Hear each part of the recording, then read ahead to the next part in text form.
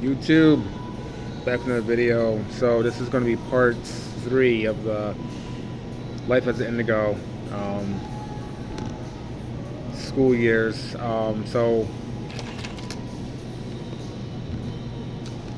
start with some stuff I forgot to cover. So before 8th grade, the summer between 7th and 8th grade, started getting into the 80s music. And why is, and before that I was, well, most of the kids listening to hip hop. I only listened to hip hop in the mid 90s to try to be, try to fit in. Eventually I did try to fit in at one point.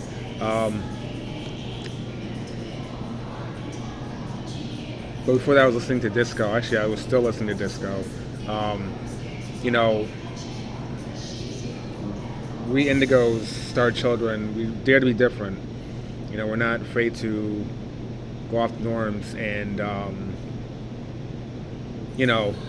got it all the time. Why do you listen to disco so old? And then got into the 80s, during the 90s, the 80s was very disrespected. The 90s was like a weird time because it was like they borrowed stuff from past decades, but then disrespected them too at the same time. I don't think, this is just me, but during the 90s it wasn't a good time for Indigos because,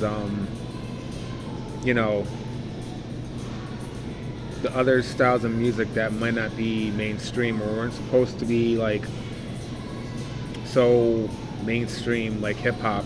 Some people, like I said in my other videos, some people say hip hop was a black man's punk. But there was conflict where, some people felt like, it being mainstream was, as it was, it wasn't what it's supposed to be about. Same thing with bands like Green Day for punk. When they get, Green Day, Simple Plan, those mainstream punk bands. When you're seen on MTV or heard on the radio, you're no longer punk to a hardcore punk fan. It was the same thing with hip hop in some ways. So, but I really loved the Eurodance and techno music.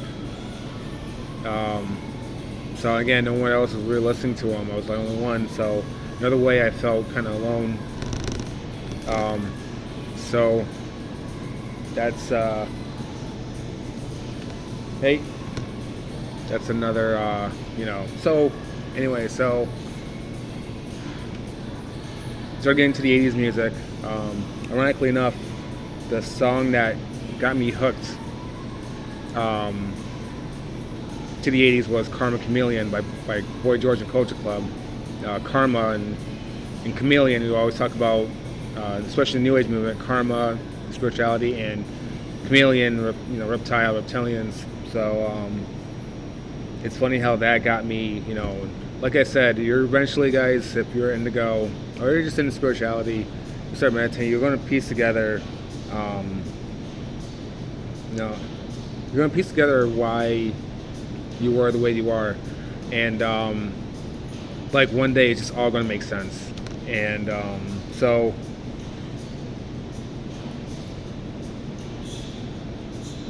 I started getting some psychic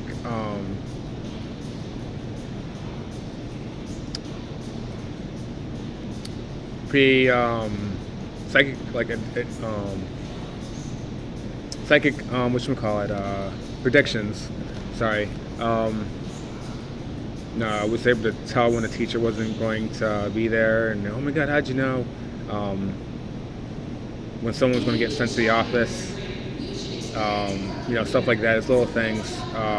Wasn't much because I didn't have that assurance education. Like again, every time I would start to come out, it would get turned off. So.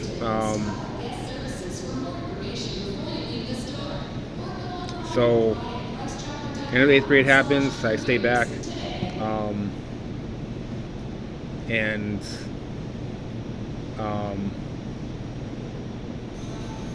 I spent the summer. That summer sucked as well. And then, like I said, 1998 is not a good year, but I think the 90s was just not a really good year for Star Children, mainly Indigos,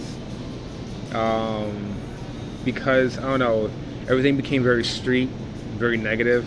Street negative, kind of goes together like peanut butter and jelly. And 80s was more sci-fi. 70s was kind of more sci-fi as well. All that free spirit stuff. After the 80s went the dance, Eurodance, techno, trance had emerged by then. But those were all, most of the artists subjected to being one-hit wonders, because you heard about them, and then that was it. So it sucked.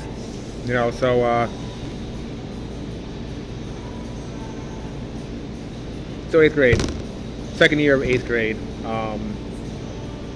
Everything happens for a reason, and actually one of my predictions was me staying back, actually, but everything happens for a reason. And that school year that followed, some of the most cool people that I've met, and which led me meeting cooler people, and some people that led me to becoming a psychic myself. Well, we're all psychic, we just have to open it up, but that led me meeting the people I've met I would not have met if I did not stay back. Period. And if you're a kid in school right now and you stayed back, they're gonna hound you for not meeting society's standards, but it will all make sense in the end. It'll all get better in the end, and you will be glad, because I met some people, especially being a wrestling fan. All the kids I grew up with before staying back, I used to kind of invite my friends over to wrestle. We play video games too, but you weren't leaving my house without a wrestling match. So, but, that was like 98, the end of 98 into 1990. That was the year that really made me, and I was like, this whole martial arts, best fighter in the world, all that stuff, that's, like I said prior, stuff I went through with my dad. A lot of people think that the conspiracy theories is why I hate politics. It's actually not because of that. My dad started that. He opened up that can of worms back when I was around the time where my first video about the Indigo, being an Indigo, took place, about 93. He was he was very adamant about me knowing, okay, the presidents and Bill Clinton was president by the way, which was a very good time in that way, but yeah, it was Clinton, then Al Gore, and then if they die, who else? I had to know all that, and he just annoyed the shit out of me. And I didn't learn this in school, and if I didn't know it in school, like, that's not my fault. I'm coming up in the world learning stuff, so if that's that important, they should be teaching me, but that wasn't a good enough excuse for them. So then he didn't always treat me the best, because I wasn't living up to society's standards. So by 8th grade, the second year of 8th grade, it took took it to a head. So I was really indulging in martial arts. You know, I was bored of Laris, so I was constantly looking at boxing videos. I wanted to be a kickboxer eventually. Then the UFC. Like, this is back when UFC was UFC. Like, now it's just another pro wrestling. It's rigged, but some say it was always rigged, but the way it's rigged now compared to then, you know, definitely not. Like, back then they chose the fighters knowing that Gracie was going to win. It was a Brazilian Jiu-Jitsu marketing scheme. But now, you know, like around the time of the late 90s when Frank Shamrock was coming on board, they say that part might have been predetermined too, but I'm not sure. But today is definitely after the Tito Ortiz, Frank Shamrock era. You know, that's when it started. Some say the Tito Ortiz Ken Shamrock fight was rigged too, but anyways. So I was watching boxing videos, just going to Blockbuster, looking at martial arts videos. And then that school year was just so awesome. I met some awesome people. One of them, shout outs to Jennifer Sharon, Jenna Fire, aka Jenna Fire, who now works with me. You know, I met her, and I haven't said this in a while. So she oozes sex appeal. Okay, haven't said it in a while. So some people were like, "Why haven't you said that in a while?" So shout outs to Jen. Shout outs to Anthony Parkinson, Ryan Hickey, you know, and this is another example of just doing what I wanted, because it was a no-no for an 8th grader to hang out with a 6th grader, you know, and I just did it anyways. It was, you know, took so much crap from it, but, you know, we were all wrestling fans. Jen wasn't a wrestling fan, but this is kids around the neighborhood. We were all wrestling fans, and that's what brought us together. And I got Anthony and Kadeem into Dragon Ball Z. I got Ryan into Pokemon. So I kind of got them into anime a little bit. Had another friend, Matt, that you know, he was with us too. And then Mike Nowaszewski that summer came back from Scotland. I did say Scotland, so yes, I was asking him a lot of questions about Loch Ness Monster, because this was the time where I was really into cryptids. This is, you know, UFOs, aliens, Bigfoot, Loch Ness Monsters, and they're my favorite one. So this is that era. So that's where my mind was focused on. So then, you know, that summer was amazing. I just cannot, you know, 98, 99, summer 99. The last year, Riverside was Riverside and it became Six Flags. First year of the season pass, you know. So then came freshman year, you know.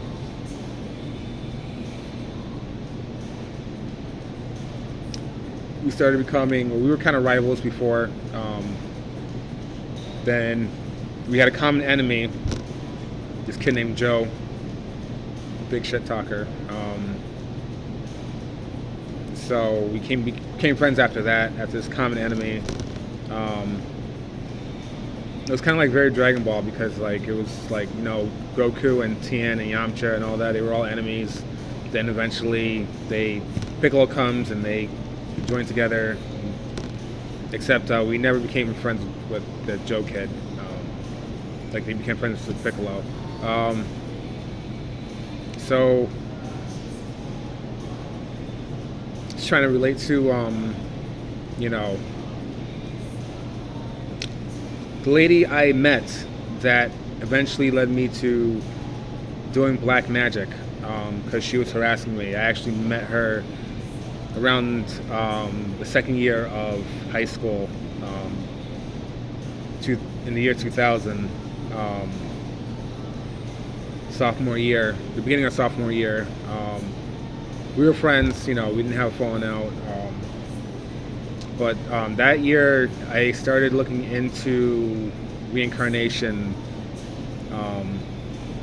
but that meeting of her started a friendship that led me meeting to someone that had honed their psychic abilities, and that's what got me into the whole, then I found out I'm an Indigo, found out, my past lives, found out this, found out that, because that was a year that I said,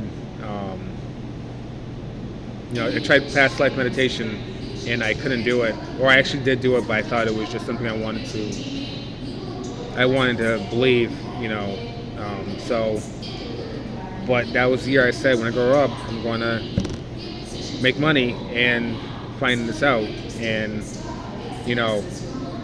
meeting her was that doorway, so again, everything happens for a reason, just like the shows I was telling you about, I saw them, but I didn't have time to watch them, and then eventually, when it was time, this show, same thing. When it was time, I started hanging out with her. Her boyfriend was a psychic, and then that got the whole, then the falling out happened. I put a hex on her, but that's how that all began. So back to 2001, sophomore year. That's when I started getting into Duran, Hungry Like the Wolf, Rio. Was hooked on the songs. Turned out that Hungry the Wolf is my main spirit animal. Go figure. So then 9/11 happened.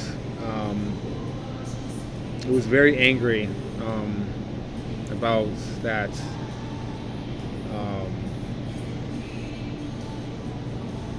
Because at the time they were saying that it was the Muslims, Osama bin Laden, but you know that story, how it goes. But I was very angry, especially when I saw a video on CNN when they were celebrating the crashing down of the Twin Towers. So yeah, I was in high school during 9/11. So then fast forward, junior year, nothing really happened. Senior year, this is where I started my little disdain for Christianity. I was dating a girl, and she asked if I was a Christian. I was like, yeah, I never read the Bible, but but I have a strong belief in reincarnation, and that was the beginning of the end to that relationship, because it was that blew her mind. It's like I should have never mentioned it, kind of thing. But also by then I had grew out my hair. It was the first time having wild hair, and it was one of the things that taught me, just be who you are. Don't care about what other people say, because I was the only one walking around with this anime look. I literally had almost hair like Goku and sticking out in every direction. Like a 80s or 70s punk rocker, which I had gotten into punk, and one thing that set out was why to just never mind what people say, because they have the courage. They attacking you, like I always say, they attack you because you don't have their courage. They kind of want to do it too. And how do I know that? Because one, when I finally did cut my hair, some of the same people that were making fun of me for having this hair were the same people now asking me why did I cut it. You know, there were the same people asking me why I cut it. No, we weren't supposed to cut it. I liked it, and it's like, what are you talking about? You were just, you know, when I first had it, you were just, okay, I think you should cut your hair, you know. So it was just ridiculous. So now I had to deal with, first I had to deal with 100 people, you know, asking me if I'm getting dreads, if I'm getting braids, or I should braid it, I should cut it, you know. Now I had to deal with 100 people asking me why did I cut it, why, you know, they liked it, this and that, you know. So then the next year when I had graduated high school, I had ran into my friend, and he said that some of the kids that were making fun of me for my hair were trying to replicate the same style, you know, trying to do the Black Super Saiyan look, you know. So it's just mind-boggling how people are, how society is, when they decide something's accepted, and when they decide something's not accepted. You know, if I had this hair back then, it probably wouldn't be accepted. I did regrow back my hair when I worked at Big Y. It was the same thing. People, you know, customers would call just to complain about something they didn't need to worry about. Okay. Then when I cut it, you know, oh, you look handsome, but also there was, why did you cut it? I liked it. You know, so you can't win with society. You know, so you're just better off being your own thing. And that's the main thing about